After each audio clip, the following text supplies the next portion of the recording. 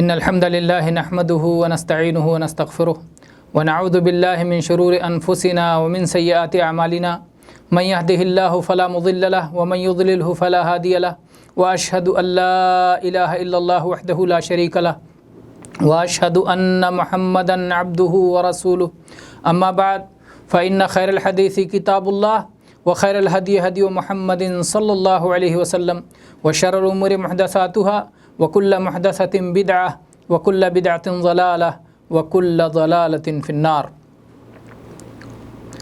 گرامی قدر سامعین اور قابل احترام حاضرین،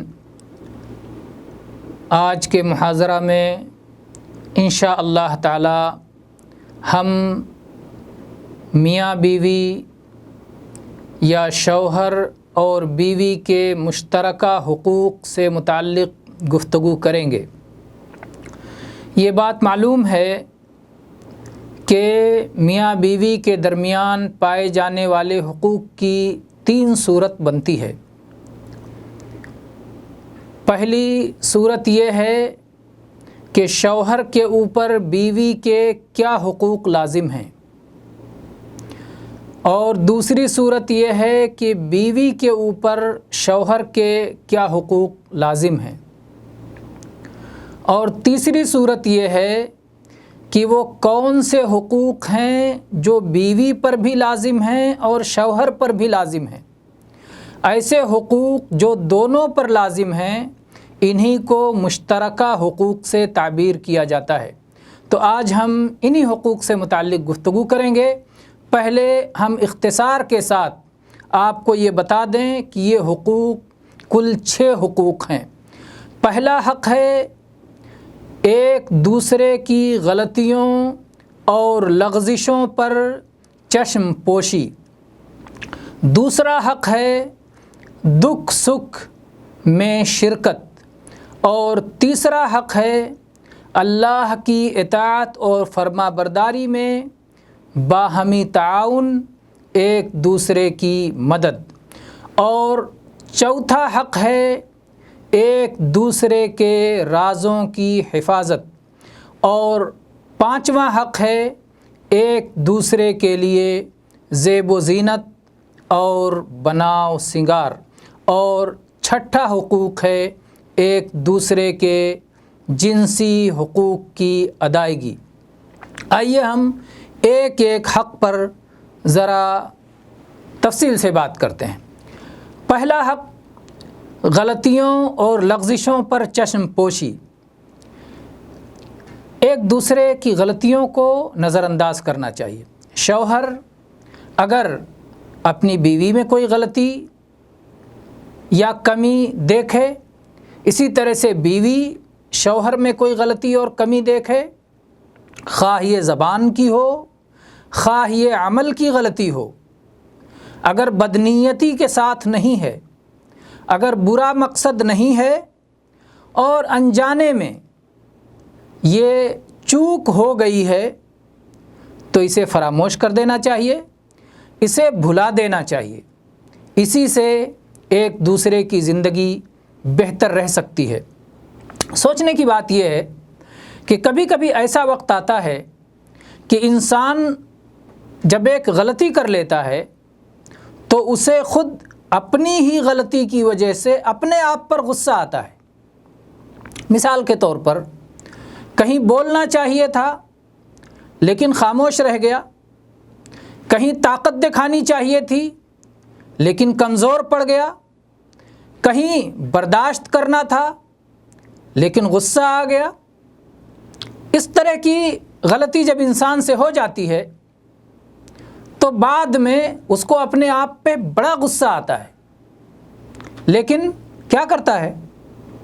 برداشت کرتا ہے، آگے کی اصلاح کے لیے سوچتا ہے۔ یہی حال میاں بیوی کا ہے کہ یہ دونوں اگرچہ 2 الگ الگ وجود ہیں، لیکن نکاح کے رشتے سے جڑ جانے کے بعد دونوں 2 جان ایک قالب ہو گئے ہیں، یا 2 جسم ایک جان ہو گئے ہیں، ایک ہیں دونوں۔ شوہر بیوی کے بغیر اور بیوی شوہر کے بغیر ناقص ہیں، یہ دونوں مل کر کے مکمل ہوتے ہیں۔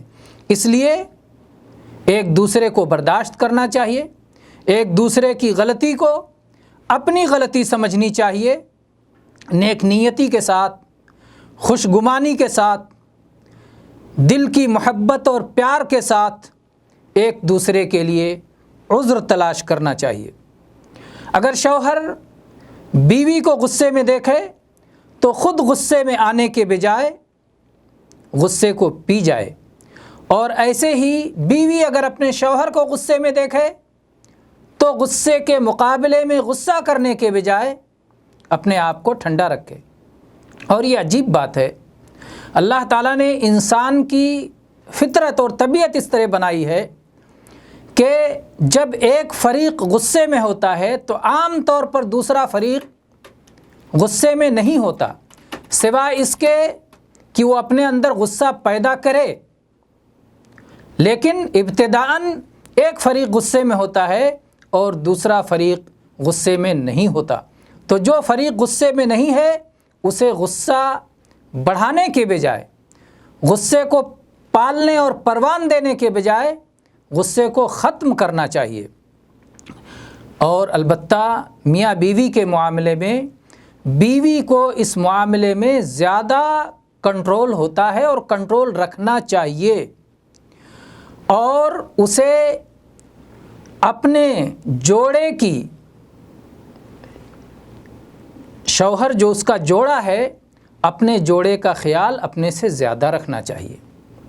شوہر کی چھوٹی چھوٹی غلطی کو بڑا نہیں بنانا چاہیے، یہ بیوی کی زیادہ اہم ذمہ داری ہے۔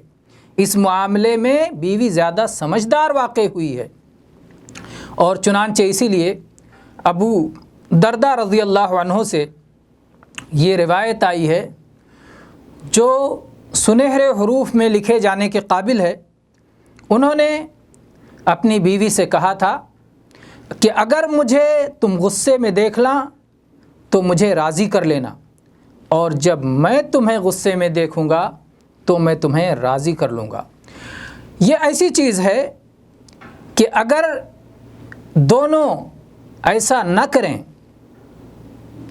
ایک غصے میں ہو تو دوسرا اگر نہ منائے، دوسرا اگر راضی نہ کرے، تو اس کے بغیر نباہ اور گزارا مشکل ہو جائے گا۔ تو یہ پہلا حق ہے کہ دونوں ایک دوسرے کی غلطی کو معاف کر کے اور اس پر چشم پوشی کر کے آگے بڑھیں۔ دوسرا حق ہے دکھ سکھ میں شرکت۔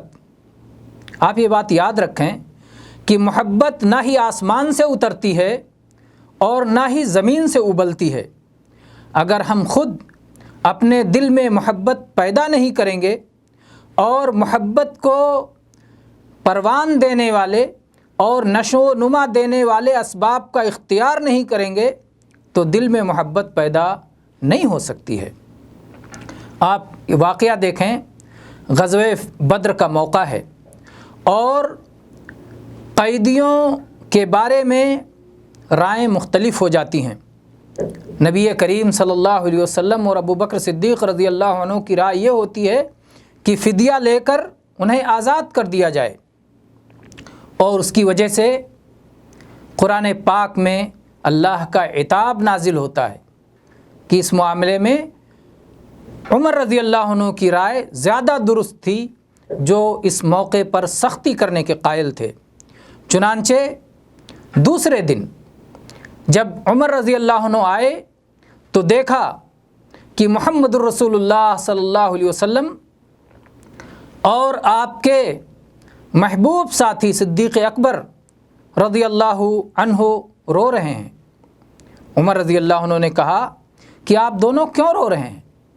مجھے بھی بتائیے، اگر رونے کی کوئی وجہ ہوگی تو میں بھی روؤں گا، اگر مجھے رونا نہیں آیا تو رونی سنت بناؤں گا، تکلف کے ساتھ رونے کی کوشش کروں گا۔ یہ صحیح مسلم کی 1763 نمبر کی حدیث ہے۔ اس میں غور کرنے کی بات یہ ہے کہ عمر رضی اللہ عنہ نے اپنی محبت کو ظاہر کرنے کے لیے، اپنے ایمانی رشتے کو ظاہر کرنے کے لیے اپنے ایمانی اخوت کو ظاہر کرنے کے لیے ان کے غم میں شریک ہونا چاہا اور کہا کہ میں روؤں گا اگر رونے کی وجہ ہوگی، اور اگر رونا نہیں آیا تو رونے کی کوشش کروں گا۔ گویا آپ کا دکھ میرا دکھ ہے، آپ کی خوشی میری خوشی ہے۔ تو یہ ایمانی رشتہ ہے، اور میاں بیوی کا رشتہ ایمانی رشتے کے بعد پھر ایک اور رشتہ ہو جاتا ہے۔ ایمانی رشتہ تو پہلے سے ہے، لیکن میاں بیوی ہونے کے بعد جو میثاق غلیظ کا، جو نکاح کا رشتہ ہے، وہ اور اس رشتے کو مضبوط کر دیتا ہے۔ اس لیے ان دونوں سے زیادہ اور کون ہو سکتا ہے جو ایک دوسرے کے دکھ سکھ میں اور غم اور خوشی میں شریک ہوں۔ اور جب یہ باہمی محبت ہوتی ہے، جب یہ تعاون کا گھر میں ماحول ہوتا ہے، تبھی گھر شاد اور آباد رہتا ہے۔ اور اگر یہ محبت اور تعاون ختم ہو جائے اور نفرت اور کراہت پیدا ہو جائے تو پھر گھر آباد رہنے کے بجائے تنگی کا شکار ہو جائے گا، نفرت کا شکار ہو جائے گا، ویرانہ بن جائے گا، فرحت و مسرت کے بجائے مشکلات آ جائیں گے۔ تو یہ دوسرا حق ہوا۔ اب ہم آتے ہیں تیسرے حق کی طرف۔ تیسرا حق یہ ہے کہ اللہ کی اطاعت میں ایک دوسرے کا تعاون کریں، اللہ کی فرما برداری میں، دین اسلام پر قائم رہنے میں ایک دوسرے کا تعاون کریں۔ چنانچہ اس سلسلے میں صحابہ کرام رضوان اللہ علیہم اجمعین نے ایک بار رسول اللہ صلی اللہ علیہ وسلم سے سوال کیا کہ اے اللہ کے نبی، آپ بتائیے وہ کون سا بہتر مال ہے جسے ہم اپنائیں، جسے ہم اختیار کریں؟ تو اللہ کے نبی صلی اللہ علیہ وسلم نے فرمایا، سب سے بہتر مال ذکر کرنے والی زبان، شکر کرنے والا دل، اور ایک صاحب ایمان بیوی جو ایمان کے معاملے میں مرد کی معاون اور مددگار ہے۔ یہ حدیث صحیح الجامع میں 5231 نمبر پر موجود ہے۔ تو ایمان کے معاملے میں وہ آپ کی معاون اور مددگار ہے، یعنی صلاۃ کی پابندی کے مسئلے میں، صوم کی ادائیگی کے مسئلے میں، زکوٰۃ کی ادائیگی کے مسئلے میں وہ آپ کی یاد دہانی کرتی رہتی ہے، یاد دلاتی رہتی ہے کہ اللہ کا اس موقع پر یہ حکم ہے، اس حکم کو ادا کیجئے۔ اور ایسے ہی حرام کاریوں سے آپ کو بچاتی ہے، زنا سے، فحاشی سے اور دوسری چیزوں سے وہ منع کرتی ہے، روکتی ہے۔ جو بھی غلط کاری دیکھتی ہے، جس معاملے میں بھی نافرمانی کی طرف رجحان دیکھتی ہے، اس میں ٹوکتی ہے۔ تو گویا ایک طرف حکم دیتی ہے اور ایک طرف ٹوکتی ہے۔ یہی معاملہ شوہر کا بھی ہے کہ شوہر اپنی بیوی کے اندر کوئی غلط چیز دیکھے تو اسے ٹوکے، اور کوئی کمی دیکھے تو اس کی یاد دہانی کرائے۔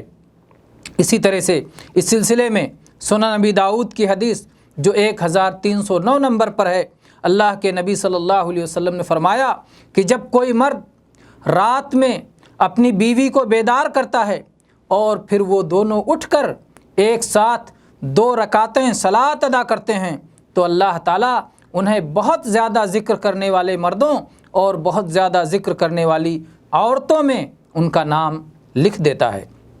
اسی طرح سے سنن نبی داؤد میں 1308 نمبر پر، اور ایسے ہی سنن ابن ماجہ اور سنن نسائی میں بھی یہ حدیث ہے۔ ابو ہریرہ رضی اللہ عنہ فرماتے ہیں کہ نبی کریم صلی اللہ علیہ وسلم نے ارشاد فرمایا، اللہ اس مرد پر رحم فرمائے جو رات کو اٹھے اور صلاح پڑھے اور اپنی بیوی کو جگائے تاکہ وہ بھی صلاح پڑھے، اگر انکار کرتی ہو تو اس کے چہرے پر پانی چھڑک دے، اور اللہ تعالیٰ اس عورت پر رحم فرمائے جو رات کو اٹھے اور صلاح پڑھے اور اپنے شوہر کو بھی جگائے تاکہ وہ بھی صلاح پڑھے، اگر شوہر انکار کر دیتا ہے تو اس کے چہرے پر پانی چھڑک دے۔ دیکھیے محبت کا انداز بھی ہے کہ پانی کا چھینٹا چہرے پر دینا، اور اس لیے تاکہ اٹھ کر اللہ کی عبادت کرے۔ تو جب ایک دوسرے کے لیے یہ ایمان کے مسائل میں اور اللہ کی اطاعت میں ایک دوسرے کا معاون اور مددگار ہونا، یہ باہمی حقوق میں سے ہے۔ تو بہرحال یہ رہے 3 حقوق۔ ابھی ہم اس 3 حقوق پر اکتفا کرتے ہیں۔ انشاءاللہ بقیہ 3 حقوق ہم آگے بیان کریں گے، اگلے محاضرے میں انشاءاللہ بقیہ 3 حقوق بیان کریں گے۔